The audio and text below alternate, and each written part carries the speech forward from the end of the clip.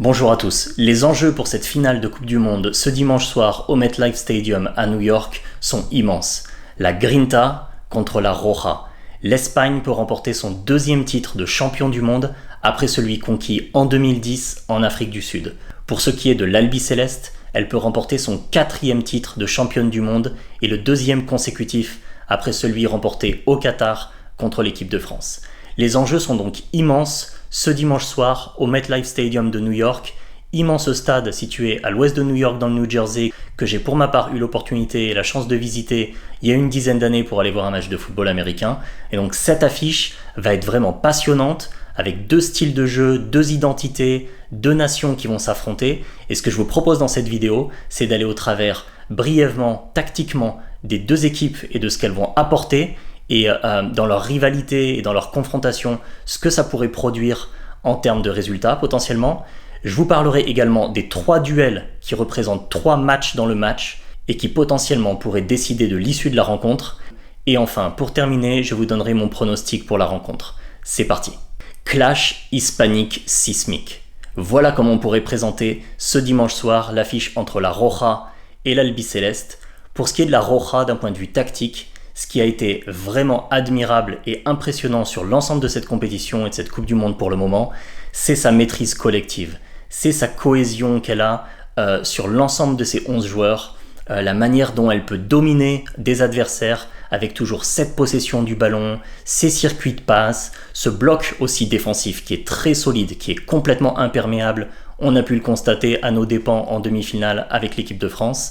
Et également, au-delà de ça, vraiment cette cohésion très importante avec des joueurs qui se connaissent très très bien depuis plusieurs années.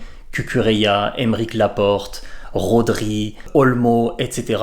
Des joueurs qui vraiment jouent ensemble depuis très longtemps, qui sont arrivés de manière collective, avec et sans le ballon, vraiment dans les deux phases de jeu, à une symbiose et à une qualité sur laquelle très peu d'équipes peuvent véritablement rivaliser. Face à l'Espagne se dresse l'Argentine. Et quelle performance encore de l'Argentine sur cette Coupe du Monde. Ils jouent avec leur grinta, leur cœur, ils laissent sang, larmes et leur âme sur le terrain. C'est vraiment probablement la seule équipe d'un point de vue, disons, qui a ce côté unique de vraiment tout laisser sur le terrain, de jouer avec leur cœur et leur âme pour leur maillot. C'est quelque chose d'assez impressionnant. Regardez par exemple cette demi-finale, effectivement contre l'Angleterre, où sur la deuxième mi-temps, jamais ils n'abdiquent, jamais ils ne faiblissent. Ils s'accrochent, ils tiennent bon, ils reviennent et ils réussissent mener 1-0 sans jamais baisser de rythme et sans jamais abandonner. Ils réussissent à revenir, égaliser, puis mener 2-1 et remporter le match. Donc pour cette grinta et cette capacité de s'accrocher qu'ont les Argentins, leur Coupe du Monde est fantastique et ils dressent vraiment un défi de taille à l'Espagne face à eux. Bien entendu, les Argentins jouent également avec ce vice qui est inhérent à eux et cette capacité à faire parfois des fautes, tirer les maillots, mettre quelques coups, enrayer le jeu de l'adversaire, jouer la montre assez régulièrement. Ça fait partie de leur jeu. On l'avait constaté plusieurs fois avec l'équipe de France, notamment sur la dernière Coupe du Monde en 2022 au Qatar. Donc ça fait partie également de leur ADN, ce côté vicieux et ce côté à la limite dans la manière dont ils jouent.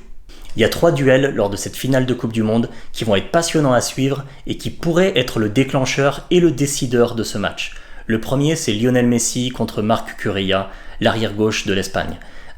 Messi, à 39 ans, c'est estomacant ce qu'il réussit à faire sur cette Coupe du Monde. 2 passes décisives encore en demi-finale contre l'Angleterre et une excellente performance avec de nombreux buts sur l'ensemble de la compétition.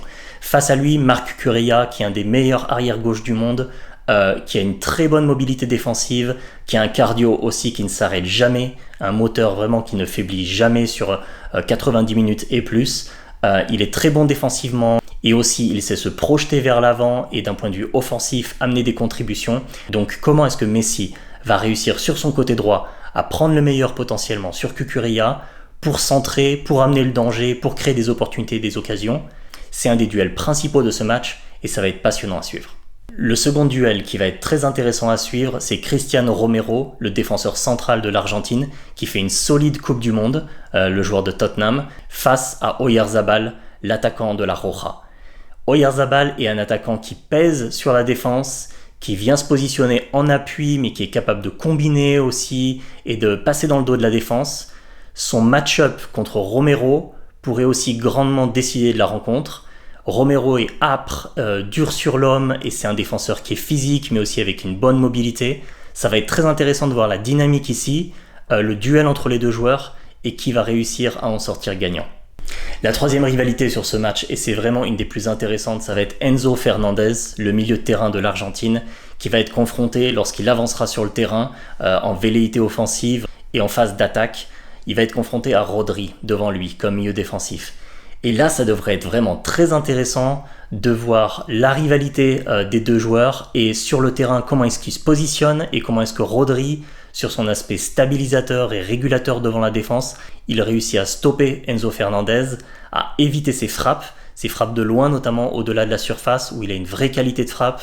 Il a mis des buts très importants, notamment sur la demi-finale contre l'Angleterre où il marque effectivement sur une belle frappe en dehors de la surface de réparation. Donc comment est-ce que Rodri va endiguer, empêcher ça et faire en sorte que Enzo Fernandez ne soit pas une menace? Ça va être un point aussi crucial et critique de ce match. Qu'est-ce que vous pensez de cette finale pour votre part?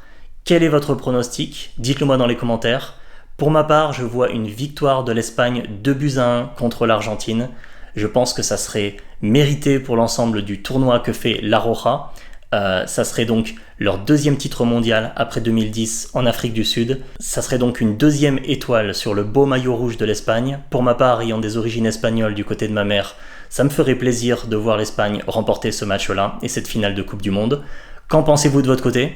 Qui est-ce que vous voyez gagner? N'hésitez pas à me le dire dans les commentaires, je vous réponds avec grand plaisir. Je lis toujours les commentaires, donc n'hésitez pas à mettre un commentaire ici et aussi à liker la vidéo si celle-ci vous a plu. Et pensez à vous abonner à la chaîne si vous avez apprécié cette vidéo. Vous retrouverez beaucoup de contenu sur le football, le rugby, les sports américains aussi.